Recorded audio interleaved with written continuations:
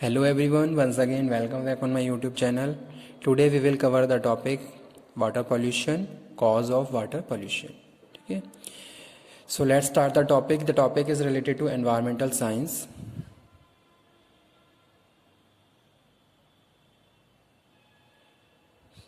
Okay, let's start.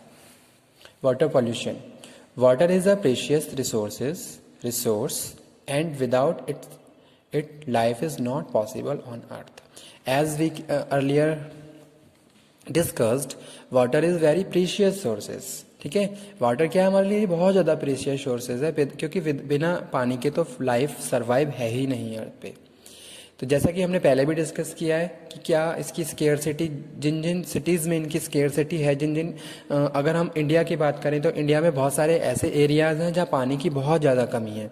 ठीक है, तो अब इस केस में आप सोचिए कि किस तरीके से वो लोग अपनी लाइफ को सर्वाइव करते होंगे और किस तरीके से अपनी जो उनकी डिमांड है या फिर जो डे टू डे उनकी नीड है पानी की, उसको पूरा करते होंगे.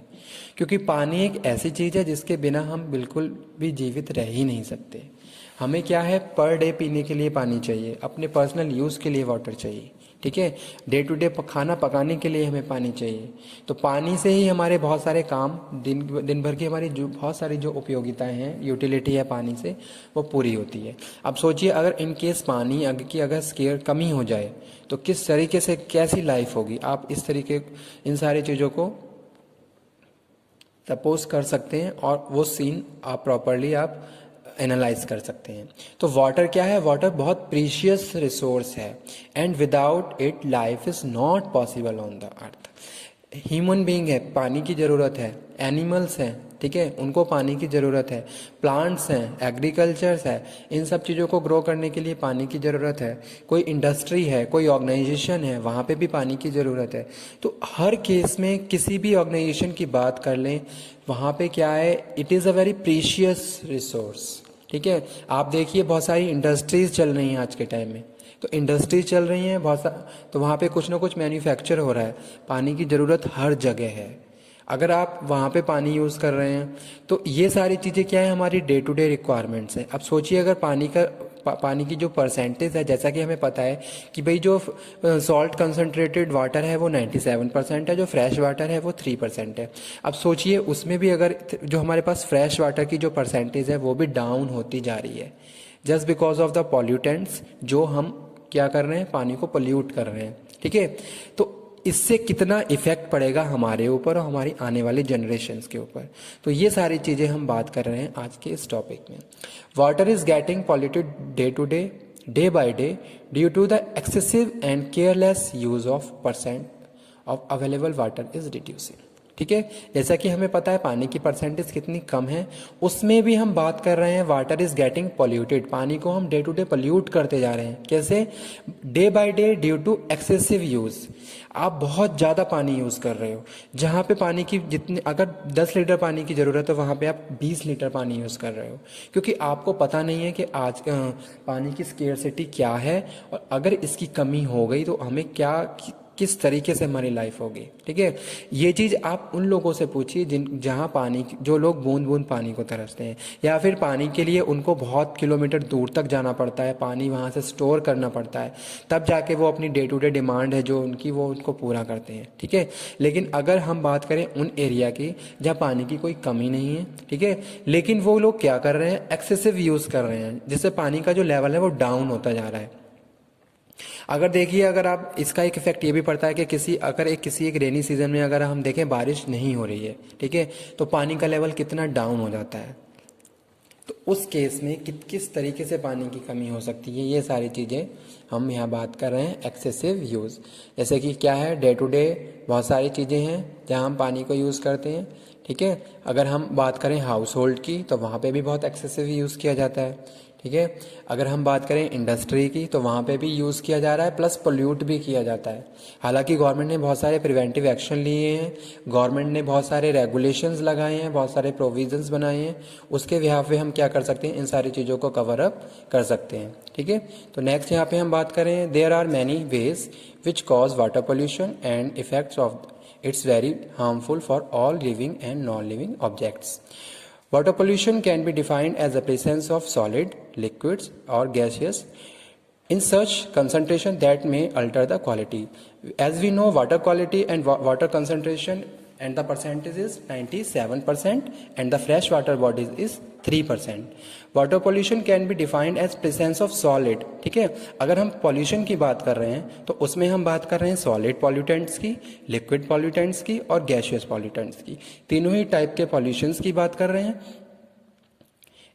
और उनकी कंसंट्रेशन क्या है हमारे पानी को और ज़्यादा पॉल्यूट कर रही है.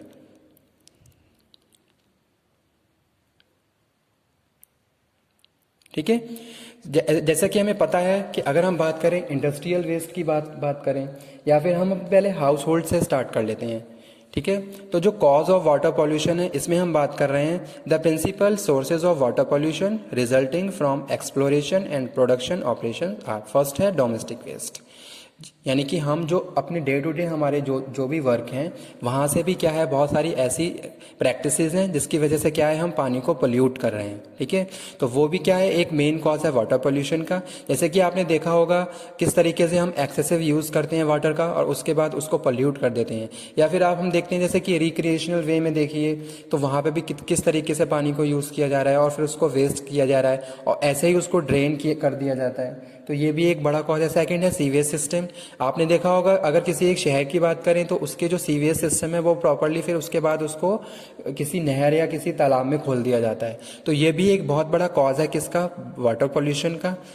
उसके बाद है सॉलिड वेस्ट. हमने देखा है कि बहुत सारे कूड़ा बहुत सारा कचरा जो है हम पानी को हम क्या कर रहे हैं उसको हम पानी में मिला देते हैं.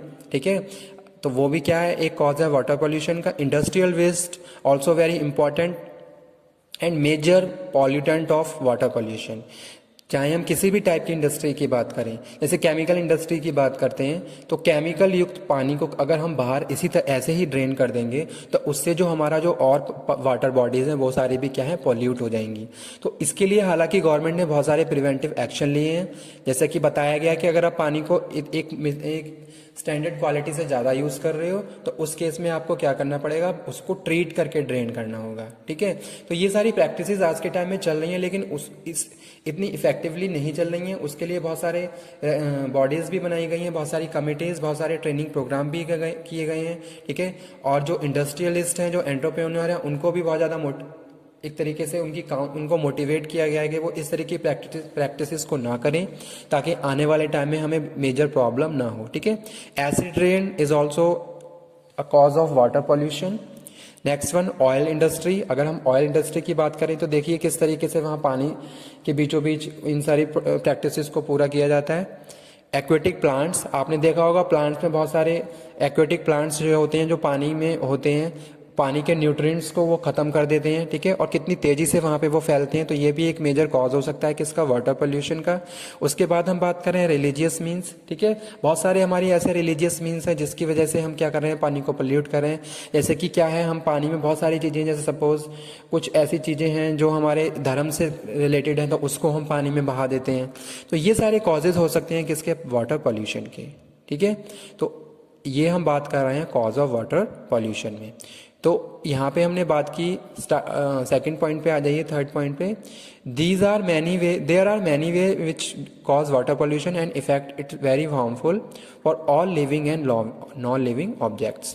Water pollution can be defined as the presence of solid, liquid और gaseous contaminants in such concentration that may alter the quality of water. जैसे कि मैंने बात करी कि भाई एक्वेटिक प्लांट्स हैं. अब एक्वेटिक प्लांट्स पानी के ऊपर जो प्लांट्स होते हैं तो अगर वो पूरे पानी को कवर अप करेंगे तो कहीं ना कहीं क्या है उसके न्यूट्रिएंट्स को ख़त्म कर देंगे क्योंकि वो उसमें ग्रो हो रहे हैं और उसके साथ उसके न्यूट्रिएंट्स को ख़त्म कर रहे हैं. यहाँ पे हम बात करें 3 टाइप्स ऑफ वेस्टेज की, जैसे सॉलिड है, लिक्विड है, गैशियस है. ठीक है, तो ये सारी चीज़ें कहीं ना कहीं हम कॉजेज़ में देख रहे हैं कि इन सब चीज़ों की वजह से क्या है कहीं ना कहीं हमारा पानी क्या है पॉल्यूट हो रहा है. तो आज का टॉपिक यही था हमारा वाटर पॉल्यूशन पे, जिसमें हमने डिस्कस किया about the water pollution. Water pollution है क्या, water pollution can be defined as the presence of क्या है, सॉलिड वेस्ट, लिक्विड वेस्ट और गैसियस. जैसे हमने बात करी कि प्लास्टिक का कचरा कूड़ा हमने पानी में फेंक दिया, पानी में मिला दिया. या फिर हम बात कर रहे हैं कि बहुत जैसे कि केमिकल्स हैं, केमिकल्स भी क्या कर रहे हैं, केमिकल्स जो इंडस्ट्री से जो वेस्टेज निकल रहा है उससे भी हमारा पानी क्या हो रहा है, पोल्यूट हो रहा है. या फिर हम बात करें बहुत सारी ऐसी गैसेस ठीक है, जो हमारे पानी को पोल्यूट कर सकती हैं। तो इन सच कंसंट्रेशन, ठीक है, इनकी कंसंट्रेशन क्या है, पानी में घुल के पानी को पोल्यूट कर देती है और उसके न्यूट्रिएंट्स को क्या है, ख़त्म कर देती है। तो इसको हम वाटर पोल्यूशन बोलते हैं। कॉजेज़ में हमने डिस्कस करा डोमेस्टिक वेस्ट, जी हाँ, मेजर कॉज है किसका, वाटर पोल्यूशन का। सीवेज सिस्टम, जो कि आपने देखा होगा कि शहर के बाहर जो सीवेज सिस्टम है उसको नदियों में, तालाबों में, समुद्रों में खोल दिया जाता है। तो ये एक सबसे बड़ा पॉल्यूशन कॉज है वाटर पॉल्यूशन का, ठीक है। इसके लिए हमें इस तरीके का सिस्टम डेवलप करना चाहिए ताकि वो सारे जो सीवेज सिस्टम है ये पानी में, इसकी वजह से पानी को पोल्यूट ना किया जाए, ठीक है। सॉलिड वेस्ट की भी हम बात कर रहे हैं, जैसे आपने देखा होगा पूरे शहर का कूड़ा कचरा फिर लाकर किसी नदी के किनारे या किसी तालाब के किनारे फेंक दिया जाता है, जिससे पानी पोल्यूट हो जाता है। इंडस्ट्रियल वेस्ट तो आज के टाइम में है ही बहुत बड़ा कॉज, क्योंकि जहाँ आप देखिए जहाँ इंडस्ट्रियलाइजेशन है वहाँ पे आपने देखा होगा बहुत सारा वहाँ पे एनवायरनमेंट कितना पोल्यूट रहता है। चाहे हम एनवायरनमेंट की बात करें, वहाँ के एटमॉस्फेयर की बात करें और तीनों ही स्टेजेस की बात करें, ठीक है, तो हर जगह आप पोल्यूशन देख सकते हैं। और उसके बाद एसिड रेन जो नेचुरल फॉर्म है for oil industry, aquatic plant और रिलीजियस मीन्स। तो ये सारे क्या हैं, ये सारे कॉजेज हैं किसके, वाटर पोल्यूशन के।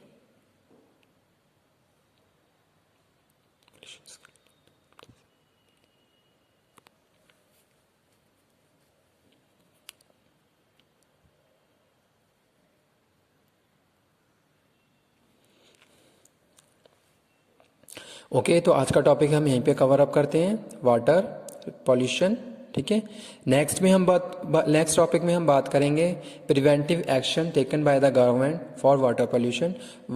वाटर को पोल्यूट होने से रोकने के लिए गवर्नमेंट ने कौन कौन से एक्शंस लिए हैं, कौन कौन सी ड्यूटीज़ असाइन करी हैं, वो हम बात करेंगे हमारे नेक्स्ट वीडियो लेक्चर में। Okay, thank you very much आज के टॉपिक के लिए।